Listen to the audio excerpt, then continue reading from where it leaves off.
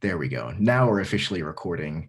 Good afternoon, everyone. Thank you for joining the Kent County Chamber of Commerce for a panel discussion on Kent County's residential real estate market. My name is Sam Shoge, and I am the Executive Director of the Kent County Chamber.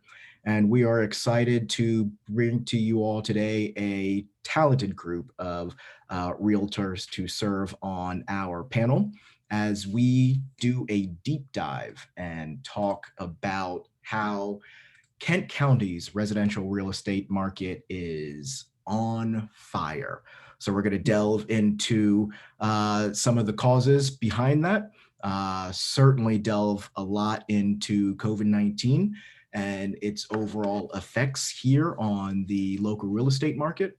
And we're also going to have time set aside for the people who called in to ask questions of our panelists.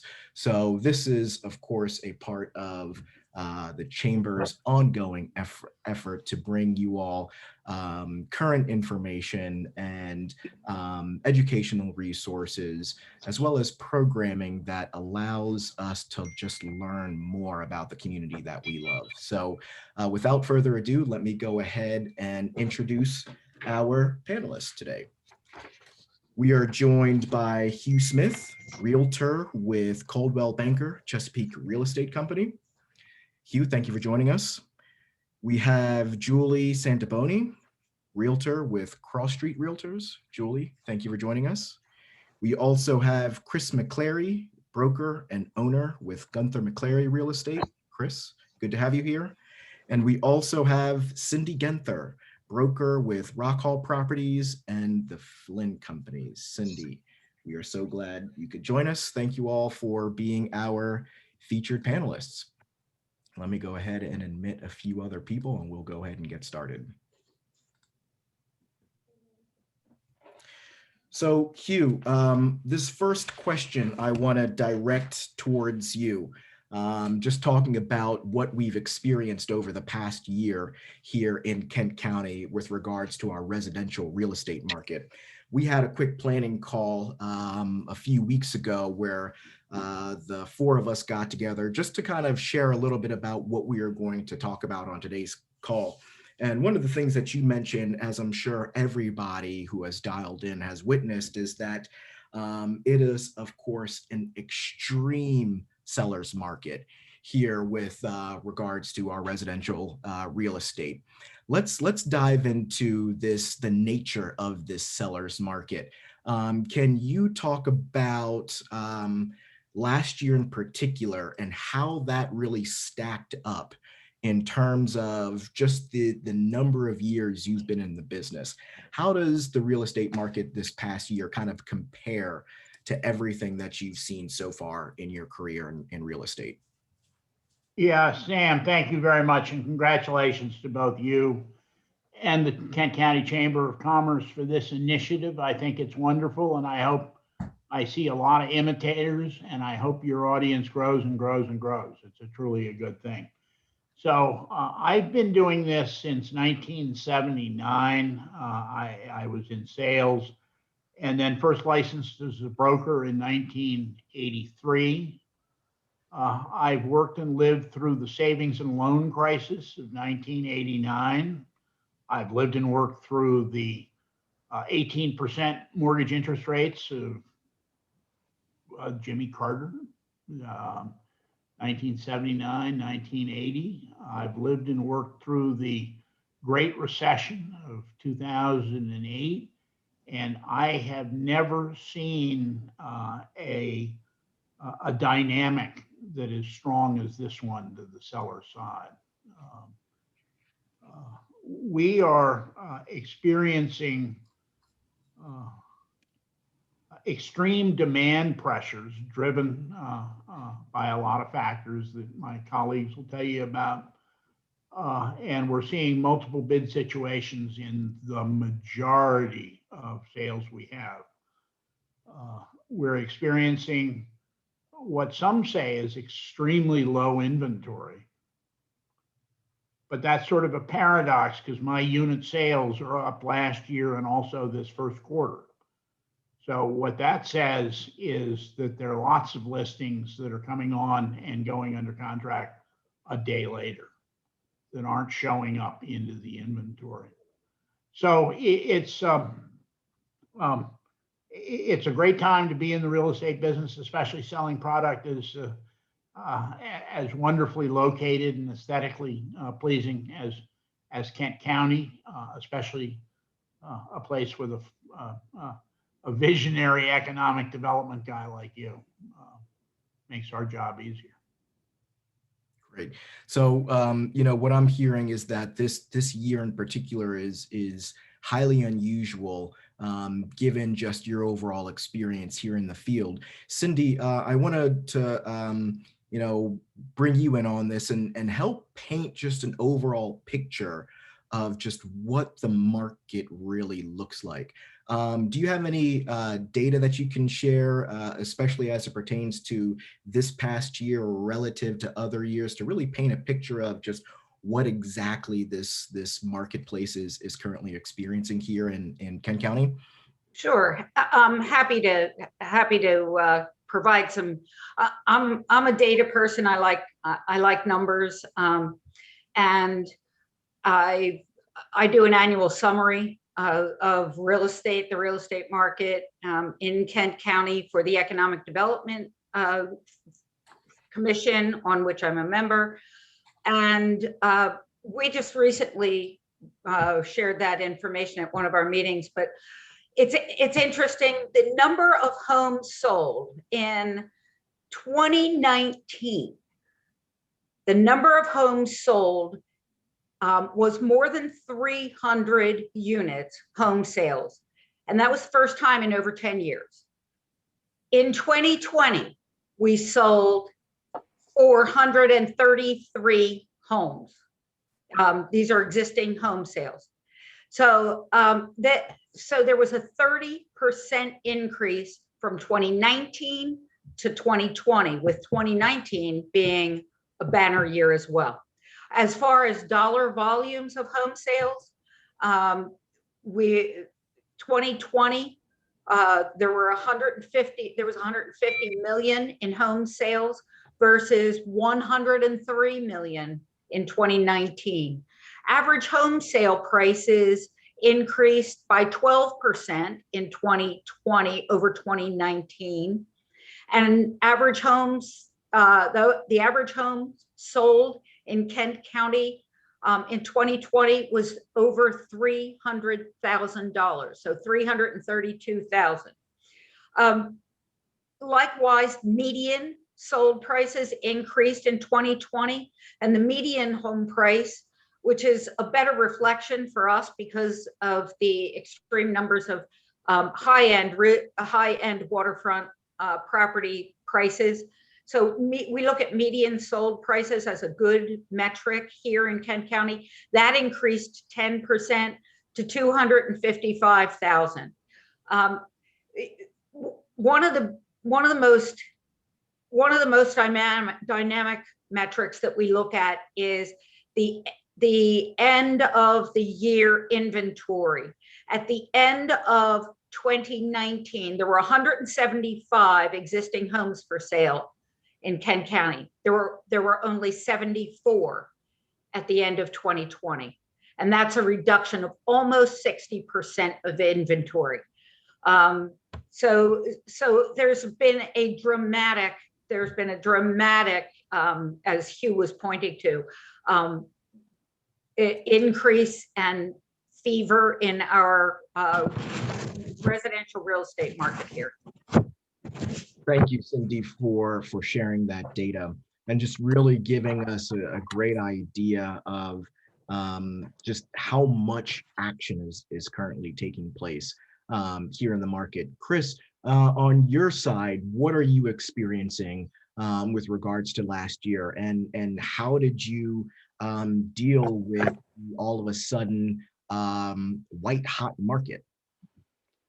Yeah, it was definitely a dramatic change. Partly as Hugh spoke about the decrease in inventory. Our market, it took Kent County much longer to recover from the slow market of '08 and '09. It really didn't start increasing until about the end of 15, 16. But what happened was there was a backlog of inventory. And so there are a lot, especially on the higher end homes, vacation homes, there are a lot of people that didn't, have to sell, so they held on. So when things picked up in 16 and 17, there was still, it was a trickle because there was still a lot of inventory coming onto the market. So it was a good market, but it wasn't, great. And when the pandemic hit, of course, the first 2 months were pretty quiet, but then, by the end of April, there was just an explosion, and all of that inventory was just, totally consumed.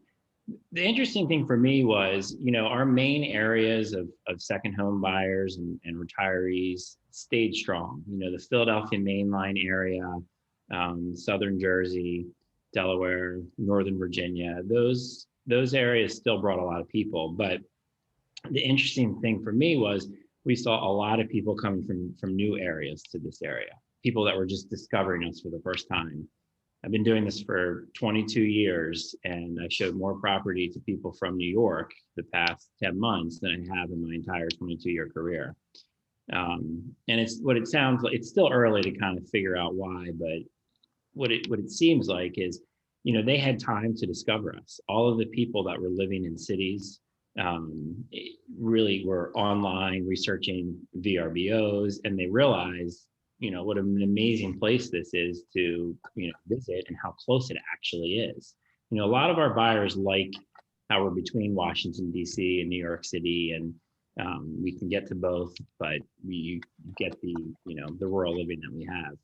So it was really fascinating to see a whole new set of buyers coming from a different geographic area discover us and purchase and tell their friends, and their friends purchased. And we're still seeing that today. So that was actually going to be my next question, where some of these home buyers are being represented. But before we unpack that a little bit further, Julie, I want to ask you just how you responded to this automatic, or this all of a sudden turn in the real estate market, and what were you thinking prior to this market turning around, kind of when the coronavirus was really starting to make its way around with regards to community spread and things started shutting down? What were the thoughts going through your head as that was developing, and then how did you make that pivot when things really started to turn around and take off? I think when the whole situation started, obviously no one knew what to expect, and the motto of a lot of people I knew was don't plan anything, because you can't plan anything, and don't set expectations. But I don't think that anyone anticipated the explosion in rural areas for real estate. And I think some of the buyers also still are not understanding the explosion that's taken place and the demand. And when you have people looking for the same thing, the exact same product, a waterfront house, beautiful water views, 5,000 square feet with a swimming pool, and they're $1 million off on a price point, there's still an expectation from some people that there's value to be found. And I'm finding that there's a lot of education necessary of buyers, especially that the market has changed, and it's not a buyer's market, it's an absolute seller's market. And there are sellers out there who a year ago couldn't sell, and now their house has multiple offers in a week. Mm-hmm. So I think there's just a resetting of expectations on both the buyer and the seller end of what this new market means. Great. And to go back to Chris's comment about just the overall representation of some of these buyers, I think that's a question that many of us have. Who is buying these homes? So let's delve into that topic, because I certainly want to know in terms of just the overall market that some of these new home buyers are coming from, or second home buyers. Are we seeing a lot of local transactions, or are a lot of these home sales really being driven by people outside of the county? And, Chris, I want to turn that back to you and have you kind of delve into that a little bit more. So you said that New York, you saw increased representation in terms of buyers. What part of New York are you seeing? So with New York, it's really the city. We're seeing people from the city wanting to get out, and also North Jersey. I mean, New Jersey was always strong for us, but it was more southern and central New Jersey. So we're really seeing the true New York City area. People wanting to have either a second home or a place to work and be able to spend a couple months here, a couple months there. And also, I mean, DC was always a stronghold for us, and certainly suburbs of Philadelphia. But Philadelphia itself, we're seeing a lot more people from the actual city of Philadelphia. And it's just a different mindset of the people that live in cities versus the suburbs a lot of times. And so we're seeing them, we're really seeing them come down. And the other piece that is amplifying this is the 301 bypass for all of our buyers that are coming from the north. Certainly we have a significant amount coming from the south, but their drive time just got 20 minutes faster. And whether that is that they're closer to their employment in Delaware and New Jersey, or they're just coming down from New York and New Jersey. Cindy, are you seeing the same thing in terms of just new representation? I wanted to point out and follow on to what Chris was saying, because a couple of interesting aspects that I found. A lot of these folks who are buyers came here and stayed in either one of our lodging facilities or in one of our VRBO, Airbnb, short-term rental properties. And they came, and some of them came and they came and stayed for a couple of weeks and realized, what a wonderful, special, gorgeous place we have here. Gee, let me start looking into this. And in fact, that's where a number of them or a number of those folks that we found started coming, how they found us. First, it came from a short-term rental opportunity. Then it followed on from there with, I think, wow, the home prices are so reasonable here. Let's jump on an opportunity to stay here. We really like it. A couple of other aspects. Our good internet access here. I know, looking back and saying back in 2017, and that we thought it was going to be a good idea to have a broadband fiber optic cable internet access throughout our county. Well, that helped tremendously when these folks came and realized that, gee, now they can work here. They can as easily work from here as they can from their own home, and some of them more easily. So I think that happened. The other aspect of that I thought was interesting was a lot of these buyers and a lot of these folks who have bought properties here are younger. And that's wonderful to see as well. We're seeing people in their 40s and coming with kids, and that's refreshing to see in our county as well, because we need that younger set of people to keep us vibrant, right? So that's really fascinating to hear that many of these buyers got their start in our tourism and lodging industry. That's great. That's really fantastic, and it definitely aligns with some of the feedback that I've received from a few boutique inn and B&B owners, where they were surprisingly busy during the onset of COVID-19, with just the sudden influx of people escaping these urban areas and kind of seeking Kent County out as a refuge. And it's really nice to see and hear that, I guess, they love their time so much that they decided to make it a little bit more permanent. So Julie, I want to direct the question towards you in terms of just where you're seeing this new market represented, but also the demographics of who some of the home buyers are on your end. I would have to, one thing I wanted to say was, I think they're not just coming from out of the area.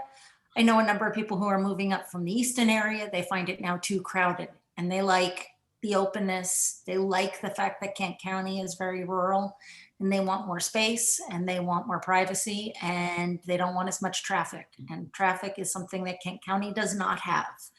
And I would say that what we're seeing at Cross Street is across the board, local buyers, out of town buyers. We're finding though that everything gets snapped up. It's not just the lower end where there's the feeding frenzy, unfortunately. It's the almost $2 million houses that have multiple offers and are gone within a couple of days.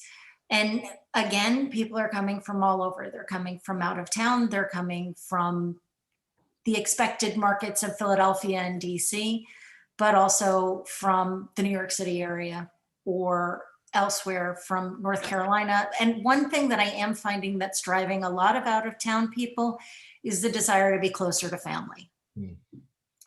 They like what Kent County has to offer, that there is an internet connection, that it's rural, they can have their space, that prices are still affordable. If you want to live close to Chestertown and have everything Chestertown has to offer, you can still buy a very nice piece of property for under 300,000, which you can't in a lot of other jurisdictions.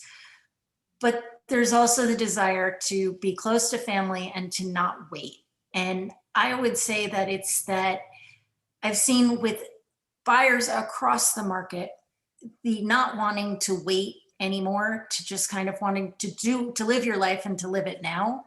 I think that also contributes to people being willing to jump into this crazy market when maybe they would have stepped out and waited. They don't want to wait anymore. Mm-hmm. So that is a really good point that we will be revisiting towards the end of this panel discussion. So hold on to that.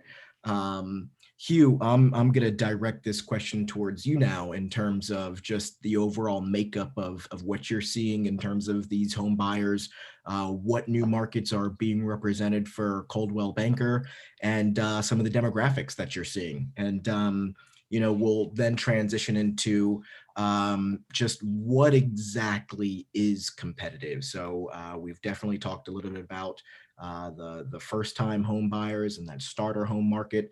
So we'll revisit that as soon as Hugh, we hear from you about just what you're experiencing in terms of markets and demographics. And Hugh, you are on mute. Don't forget to unmute yourself. I've had the privilege, Sam, of watching this across 6 decades, and from growing up outside of Easton, and then being a freshman at Washington College. And I've watched successive waves of immigration to the Eastern Shore. I know that my father came here in '47, and then the bridge came along and the automobile, and a number of farms were subdivided, and we had people coming in from Philadelphia and Wilmington, and but they were mostly described as pre-retirees, affluent, and looking for a second/retirement home.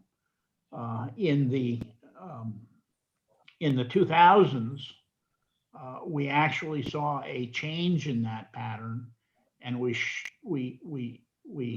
saw something called the Great Inversion, where the suburbs moved into the cities and the cities moved out into the suburbs.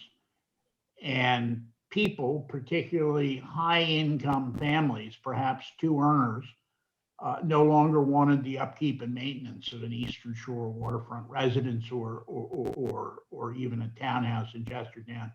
They preferred to have a townhouse in Georgetown or Capitol Hill or in Philadelphia, where they could lock and leave and go climb Machu Picchu. Along comes COVID on March the 13th, or wherever you date your COVID experience to. And all of a sudden people decided we got to get out of the city. And we can be a distributed workforce. We can work remotely from wherever we want. And so what we want is quality of life. And they started coming out of Washington, out of New York, out of Wilmington, out of just wherever you can think of. And a number of them were people following previous generations who already knew about the Eastern Shore. Some of them who were part of our our hospitality infrastructure, bed and breakfast in Kent County. And some of them were brand new, just shopping for quality of life. Didn't care if it was the Eastern Shore or Tidewater, Virginia, or low country Carolinas. They just wanted to have that quality of life. And the great thing, I think, as Cindy said, we're seeing a whole new cadre of young people with kids who never would have moved to Kent or Talbot or Queen Anne's County in the past. Which is fantastic, because for the vitality of the community, we really needed that. So I'm very happy to see that. We're even finding young families with kids willing to move to the more remote reaches of Dorchester County. I think they're the first family since the 18th century that would do that. But I'm just very excited. And the future and the optimistic point here, Sam, I'll quickly conclude, is that this is the seed capital, human capital, for generations of people that are going to keep coming back to the Eastern Shore. I'm very excited about this change in the trend line. Yeah, that's a really great point, Hugh, that this overall effect is going to have ramifications for years to come. So that's really exciting. So I'm actually going to skip ahead really quickly, because we've heard this a couple of times now in terms of just the demographics and the makeup of who's buying homes and how they tend to be younger and have children. Do you think that the local school system here, be it private or public, will see an uptick in enrollment? Do you feel that the people who are coming are making this their primary residence, therefore their school-age children will enroll in our schools? And Cindy, I'll throw that question at you first. It will be interesting to see, but I think if that happens, we won't see it until next year or the year after. I can tell you, as a grandmother of 4 children who are school aged, my grandchildren are all in private schools because their parents couldn't deal with part-time public schools for this year. I expect they may go back to public schools next year, but I will say I'm hopeful that a lot of the folks who are moving here will enroll their kids in public schools. I'm hopeful that our public schools will next year reopen, and I'm with no restrictions whatsoever. Right now, all of our private schools are full.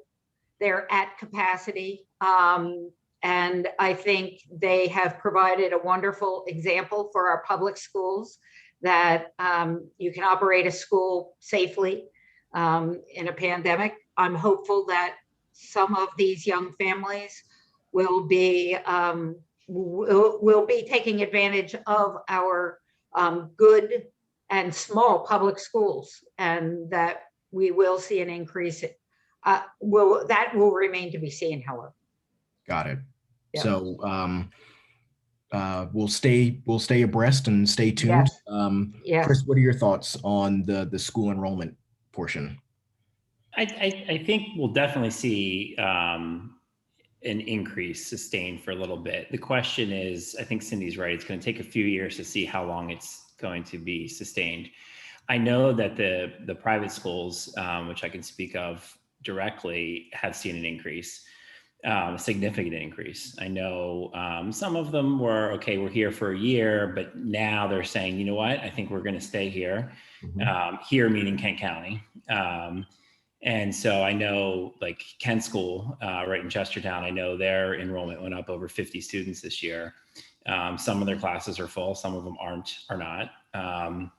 And I know like the Gunston School in Centerville, they actually pull, I believe it's around 17 or 19 different counties. But their enrollment was increasing before the pandemic, but it has continued to increase this year with safely opening and being in person and offering some hybrid options. So we definitely saw an immediate real impact from people moving to this area, enrolling their students, having choices, whether it's public or private, but having the choices is important for people when they're looking, in the area. And then also people were able to live here and still, do school back in Pennsylvania or, even across the bridge. There's some people who have second homes from Western Maryland that kept their kids here. Not to get off the subject of schools, but the one thing I just wanted to really quickly digress back on the internet, Cindy touched on, and I think you might as well, is that's a huge deal for our market. Having, high-speed internet went from a want to a need. And we're seeing people ask that question right out of the gates. What's the, speed of the internet? What's the reliability of the internet? And we're having to really have them keep an open mind to look at some properties that don't have that. I mean, it's a big deal. Sorry to pull you off the school topic, but I just wanted to say that, all the work that the county's done and the individuals involved to improve our internet access is paying dividends now for the whole county. Great. Well, that's actually a really good tangent and worth exploring a little bit more, because for so long, especially from the real estate industry itself, the lack of broadband had been extremely detrimental to the sale of a lot of properties here in Kent County. So we're starting, it sounds like, to see that narrative shift from it being a detriment to now all of a sudden having access to world-class internet. You're starting to see the positive ramifications of that. Yeah, absolutely. I just came from a home inspection this morning where they ran a speed test, and it was very successful. And it was an area in Quaker Neck where Think Big just installed it about 3 months ago, and that they wouldn't have gone through with a sale. And we're talking over $3 million without that. I mean, it's that big of a deal, and that's just one example. That's really exciting. So, Julie, based off of the expansion of the fiber backbone throughout Kent County, and this is hypothetical, or give it your best educated guess, what percent of I would say home sales that you're experiencing at Cross Street Realtors were contingent on that property having access to broadband? As far as a legal contingency, that I don't know. As far as I won't even look at it, I'd say at least half. I've had people look at houses because they thought that the internet might work, realized it wouldn't, and even if they loved the house, that was it, they weren't going to buy it. There are still, of course, customers who don't care. That doesn't make a difference in the world to them what the internet does, but they are definitely in the minority. And my guess would be about 25% don't care at all. It's not a factor. 25%, it's an absolute must have. And the other 50 fall in varying places in between. Mm-hmm. Mm-hmm. That's great. So if there are any county commissioners on the call, or representatives from the Department of Economic Development or the Economic Development Commission, it sounds like it is a resounding thank you for really supporting the expansion of the fiber optic backbone. So this is really great to hear that we're really truly realizing success from this. So a huge kudos and thank you to our county commissioners. So Julie, I want to go back to a point that you made initially about how homes that were under 300,000 were going lightning fast, but also homes that were 2 million above were going lightning fast as well. So I want to unpack that and kind of ask everybody's input in terms of kind of breaking out the overall sales. So when a home goes on the market and it's on the market for an average of X amount of days, what types of homes are going the quickest in your experience, and what types of homes kind of haven't necessarily been impacted by just this overall marketplace in terms of just the average number of days on the market? So Julie, considering how you kind of brought this up initially, what are your thoughts on that? Well, I would say that the homes that are not going lightning fast are ones that are overpriced. The market is really strong, but the market is not stupid. If you look and you see what other houses are on the market, and you look and see what else is sold, things still need to appraise, especially in the lower price ranges where a lot of buyers still need financing contingencies. And oddly, a lot of the ones in the upper brackets that I've been seeing don't have financing contingencies. Obviously, that's an overgeneralization, but overpriced properties still do not sell, and you will still see the prices come down. And what I have seen is ready to move in properties also sell a little bit faster. Contractors are very hard to come by right now, and some people just don't want them in their houses. Mm-hmm. And so I think that if you have a priced right house, or a house that's priced a little bit under, you're going to end up with a bidding frenzy if it's underpriced, but if it's overpriced, it will sit. Mm-hmm.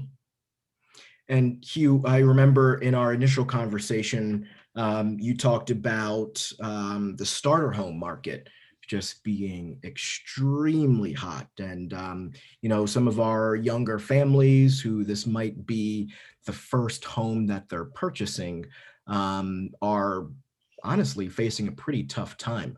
Can you expand on that and talk just a little bit about maybe some of the trials some of these younger families are going through in terms of getting their first starter home? Yeah, if I can speak to sort of workforce housing rather than younger families, but anybody that aspires to homeownership has to be very quick. They have to be willing to get into a competitive situation. They have to be mentally prepared that they may not get the first house they pursue. They have to be mentally prepared and probably financially prepared that the price they offer may not be supported by an appraisal, which is always a constant worry. Julie hit the nail right on the head. The only thing that isn't selling, and let me put this in what Cindy would understand. My average days on market right now is 7 for all the houses we've sold. And it used to be 170 not that long ago. So it's going very, very fast. But Julie came up with the good point about the only thing that isn't selling are overpriced houses. If sellers' expectations are more, say, than 15%, maybe a little less than that, over what the current fair market value of the property is as supported by comps, the market is extremely smart these days. They're all watching through this excellent broadband we have. They know as much as Cindy, Chris, or Julie or I do, and they'll sit on the sidelines. They may bookmark a property, and then when you reposition the price, all of a sudden they jump out of the trees and they grab it. So that is a rational economic actor. We didn't have that back in the past. We used to say, Sam, put whatever price you want on your house. Some damn fool will come across Chesapeake Bay Bridge and buy it. Doesn't happen any longer. Mm-hmm, mm-hmm. So I want to talk about some of the ancillary and some of the things that are on the periphery that kind of are impacting this overall conversation as well. So Chris, you mentioned the 301 corridor and how that's actually pulling people closer to Kent County with shorter commutes. We also talked a little bit about, well, a lot of actually about broadband and that's overall impact, but I think commuting is something that is kind of interesting as well, because we might eventually get back to a point where commuting picks back up again. People find themselves getting back into the office, and that 301 toll road is all of a sudden opening up a world of opportunities. Now, this is also something that the county has been talking at length about, how 301 is really the key or the gateway to Kent County's future. The people that you're coming across who are might be commuting up and down that 301 corridor, is it really as much of a game changer as we think? What are your thoughts on the new toll road and its overall impact for Kent County? Sure. It's definitely a game changer for the second home market. And it's bringing more people, not just into Kent County, but further south into Kent County. Their number one requirement is typically, I'm making a generalization, but drive time to their primary residence. And so basically they can look, much further south now, whole 20, 25 minutes further south. And so we saw that impact immediately. The piece that we found surprising was really from, about the Wharton area north, certainly in Kennedyville and in Galena, but that it was also primary home buyers that were looking, people that wanted to get out of the explosion of Middletown and might be working in Wilmington or Newark. And they thought, well, it's actually the same drive time when I was just south of Middletown, and now I don't have to deal with that.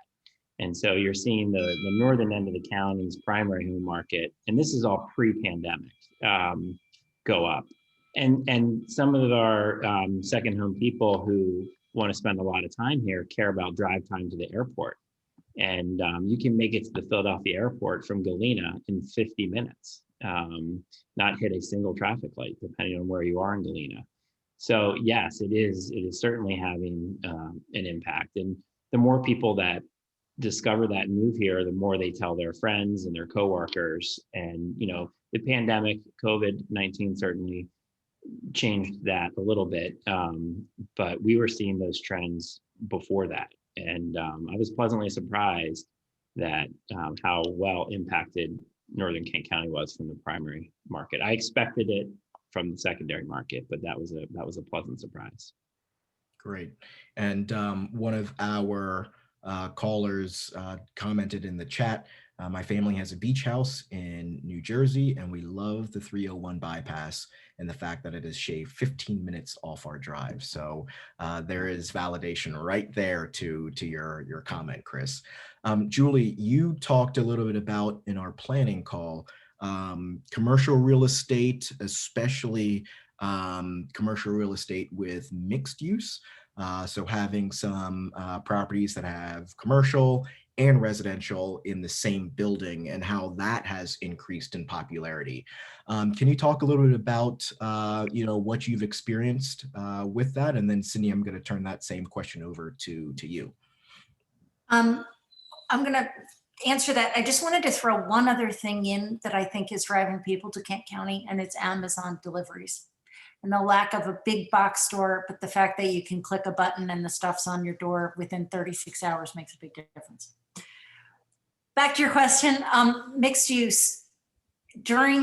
Since the pandemic started, we noticed more interest in commercial properties where somebody maybe wanted to move to a small town eventually and set up their own business, but in the meantime have a residence.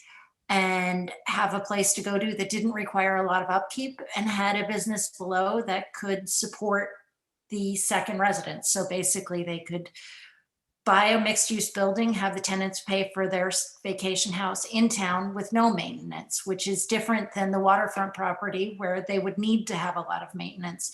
And again, notice that commercial properties were selling quicker than they had before. And at prices that were sometimes higher than the market had commanded pre-pandemic. And there's just been a lot of interest, even if some of the commercial properties in Chestertown haven't sold yet, for whatever reason that may be, there are lots of calls on them. There are more calls on them and more showings on the commercial properties than there were pre-pandemic. And I know there are several that are going to come on the market soon, and it'll be interesting to see how they play into it and if those sell quickly as well. But I think it's an idea of having an in-town, no maintenance property, which Chestertown doesn't have a lot of condos. So there's really very little opportunity to own a place in town with no maintenance. And Cindy, as the Maryland broker for Flynn Properties, what are you experiencing with regards to that conversation about mixed use on your end? So interesting. I'll make a couple of observations on the commercial side of things as well. I agree with Julie. Yes, we're seeing a lot more calls and inquiries on commercial properties. Interestingly enough, I'm seeing some buyers of commercial properties who came here during the past year, bought a second home here, and are now buying commercial properties as well. And I saw a couple of other questions pop up. Was it just the pandemic that's doing this, that's causing this ravenous market? I don't think so. What led up to that was a very strong economy. And what led up to the pandemic occurring was more people who had more money in their pockets, who were already spending it on second homes. The pandemic exacerbated that. It allowed people, and then put on top of that the fact that you couldn't go out to a restaurant. So now you end up at, you have extra money in your pocket that you're not spending by going out on and to do entertainment, to go to entertainment venues, and you're looking for what else to do with that money. And that just really drove that, the fact that people were in good financial shape to not spending during the pandemic on anything fun and social, that drove them to second homes, and that's going to continue. And I think that leads to the next segment of this conversation, which is, okay, where do we go from here? Mm-hmm. So that is a perfect segue, Cindy, and in fact also addresses a question that came in via chat. yes. How long is this boom going to go on for? There is always an end. All booms eventually come to an end. So Hugh, and this is going to be a question that I target to all of our panelists. And while the panelists are answering this question, if you have any chats and you have access to the chat feature, please go ahead and submit your question via the chat. And if we have time, we're approaching 5 o'clock. If we have time, we will direct those questions towards our panelists. But as it stands now, officially, in terms of just the overall programming, yeah, this will be the last question. And I think it's a great question to end on. Just your overall thoughts on how long this is going to go on for and what comes next. So Hugh, would you like to share? Yeah, Sam, I first want to add to Cindy's really excellent analysis. She left out two very important factors that are going to be part of my answer to that question. And the first being that interest rates have been rising as of late. Maybe they're settling back down a few points to an incredibly high 3.25%, more or less, which expressed in real interest rates, that's only about a percentage a year when you take out cost of living increases. Not much. And Jay Powell, the Fed chairman, said the other night on 60 Minutes that he expects to hold the economic policy through the end of this year. I hope he can do it, but I think the future of this market is dependent in great part on interest rates, especially the more modest housing categories. I think that if interest rates do go up, it's going to be a sign that inflation is re-entering our marketplace, which may cause a repositioning, a correction in the equities markets, which don't like that, which could affect our higher end markets. But to wrap it up, I think it's great to make hay while the sun shines. But I'm sort of planning my business to go back to more reasonable conditions in the third quarter of this, the fourth quarter of this year, or the first quarter of next year. Not to say that's a bust, and I don't think there's any return to 2008, but I think we will see a little bit of air come out of the market in that time frame. So it sounds like a gentle deflation rather than a sudden crash. Yeah, that's exactly what I said in 2007. Understood. Chris, what are you were right, because in 2007 it was subtle until 2008. Until October of 2008. Very true. So, Chris, to you, what are your thoughts about, when this might end and where we go from here? And during our initial conversation, you said something about, some of your buyers potentially feeling remorseful in terms of maybe not necessarily doing an appropriate amount of due diligence. Can you expand a little on that in the thoughts that you share? Yeah, and that was more about comments I'd heard from realtors out of this area, and articles I have read, and being cautious of whether or not that was going to happen here. I haven't experienced it a whole lot here, but there is the trend that we do see with them is that, buyers want to tie up the property with multiple offers. And so the ones that are from this area or have friends in this area understand it, but there definitely is the concern that people that are just discovering this area for the first time just have to have it, buy it, and then, don't realize what it really is like to live in a rural area. We haven't seen that firsthand yet, but I know some other, rural areas in the country are experiencing that.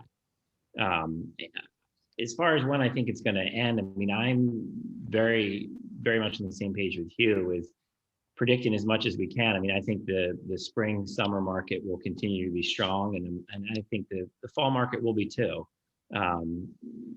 Beyond that, I think you're going to start to see inventory build back up a little bit. We still have a lot of sellers who are holding on to their property for right now to figure out what's happening with their lives with COVID, and when they feel safe to continue on with their plans. So I think one thing that's going to slow the market down at a subtle rate is the increase in inventory, and I think we will certainly start to see that in probably the fourth quarter of this year. Just kind of reading the tea leaves. But the other thing that really affects the high-end market is really consumer confidence in the consumer's own economic world. So what's happening globally kind of rattles their cages more for this, spending this discretionary income, and the financial impact that COVID will have on all of us, I think will affect our high-end market. It's not going to stop it. As Cindy said, we came into this in a very solid financial state, and I think that's going to help help it not just explode and just be more of a trickle. But those are the two factors that I'm looking at, the inventory and the confidence of what's going on in our buyers' world, their jobs, their companies, their industries. Great, thank you. And Julie, I want to direct that question towards you, and then also have you expand on, we initially talked a little bit about just construction and how, earlier you mentioned contractors are extremely busy. So in addition, do you also, can you anticipate a time in which contractors will kind of return to normal and start answering calls and booking new projects again? I'm never going to figure out if contractors will return calls, but I do hope lumber prices go down. And I think that's another victim of COVID. There are trade factors involved, but COVID messed up the supply chains, it shut down factories, and the high price of lumber is another reason why new homes are very expensive to build right now. And so even with demand for starter homes or workforce housing, as you called it, it's hard to build affordable workforce housing when the building materials are so expensive. And I agree with what both Chris and Hugh said about when this boom might come to an end. It really, once people are more willing to put their houses on the market and there's more inventory, I think prices will level out. I think the difference between now and 2008 is there isn't a systemic problem with the housing market. You're not seeing, it's still hard to get a loan. There are still people who cannot get financing. And I think that's a good thing for the housing market because it avoids a bigger bubble. But I think Kent County will do well so long as they continue to have a very attractive product, essentially, which is a quality of life that doesn't exist in a lot of neighboring counties. The rural landscape is a huge plus. People come to Kent County because they want to escape a big town, a big city. They want to come to Chestertown and not St. Michael's because Chestertown is a little bit slower paced and less touristy and more of a place to live with a thriving arts and entertainment district. And I think all of those factors will help Kent County's real estate market post-pandemic and help it not see a crash post-pandemic.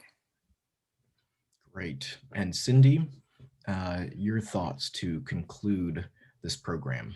Sure. Okay, so I see a couple of things looming that have impacted us in the past that may bite us in the future. One of those is gas prices. Sitting here in Rock Hall at the end of the road, I'm the furthest one away for anybody to come. So maybe we're a little more susceptible here to a higher gasoline price. But with that comes overall inflation.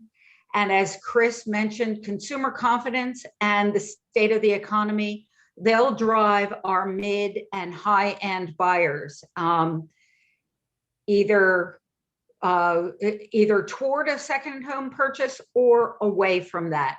The minute consumers feel that the economy is going to get a little shaky and things, they'll pull back. A second home is not a necessity. And still 60% of our buyers that are here are second home buyers.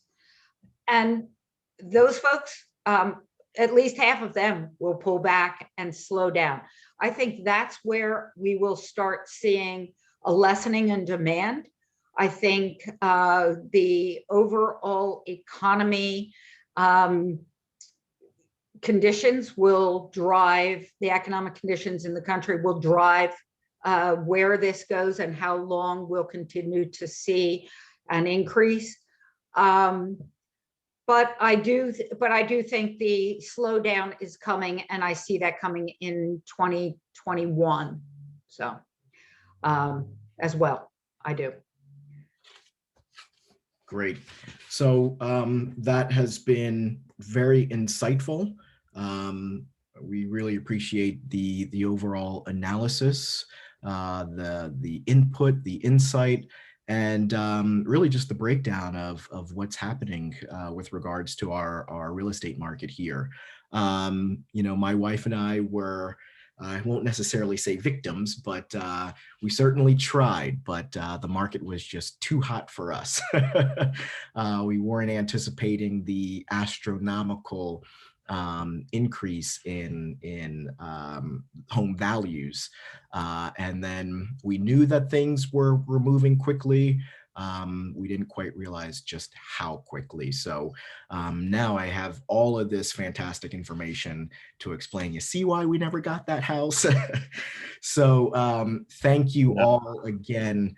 Hugh Smith from Coldwell Banker, Julie Santabani from Cross Street Realtors, Chris McClary from Gunther McClary Real Estate, and Cindy Genther from Rock Hall Properties and the Flynn Companies. You all have been fantastic. I want to thank you again for being our panelists. And everyone who called in, thank you so much for joining the conversation. My name is Sam Shoge. I'm the Executive Director of the Kent County Chamber of Commerce. And while I have you on the line, we actually have a couple of more programs coming up that I want to make you all aware of. We have a post-legislative session event coming up with our state legislatures. We also have a chamber chat coming up with Tim Abeska from Midshore Pro Bono. You can learn all about those upcoming programs as well as more about the Kent County Chamber of Commerce by visiting us on our website at www.kentchamber.org. And with that, thank you all again, and I hope you all have a wonderful day. Thank you. Thanks, Sam, for doing Thanks, this. Sam. Thanks, Sam.